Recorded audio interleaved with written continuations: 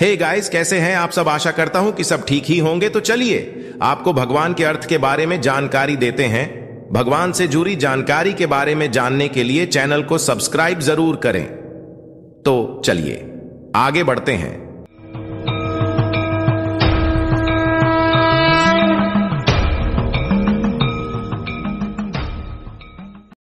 जैसे जैन कैवल्य ज्ञान को प्राप्त व्यक्ति को तीर्थंकर या अरिहंत कहते हैं, बौद्ध संबुद्ध कहते हैं, वैसे ही हिंदू भगवान कहते हैं। भगवान का अर्थ है जितेंद्रिय, इंद्रियों को जीतने वाला। भगवान का अर्थ ईश्वर नहीं, और जितने भी भगवान हैं वे ईश्वर कतई नहीं है। ईश्वर या परमेश्वर संसार की सर्वोच्च सत्ता है। भगवान शब्द संस्कृत के भगवत शब्द से बना है, जिसने पांचों इंद्रियों पर विजय प्राप्त कर ली है तथा जिसकी पंचतत्वों पर पकड़ है, उसे भगवान कहते हैं। भगवान शब्द का स्त्रीलिंग भगवती है। वह व्यक्ति जो पूर्णतः मोक्ष को प्राप्त हो चुका है और जो जन्म मरण के चक्र से मुक्त होकर कहीं भी जन्म लेकर कुछ भी करने की क्षमता रखता है, वह भगवान है, परमहंस है।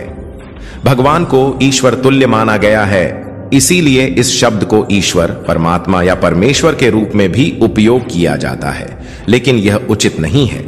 ब्रह्मा, विष्णु, महेश, राम, कृष्ण और बुद्ध आदि सभी ईश्वर नहीं है। भगवान शब्द का उपयोग विष्णु और शिव के अवतारों के लिए किया जाता है। दूसरा यह कि जो भी आत्मा पांचों इंद्रियों और पंचतत्व के जाल से मुक्त हो गई है, वही भगवान कही गई है।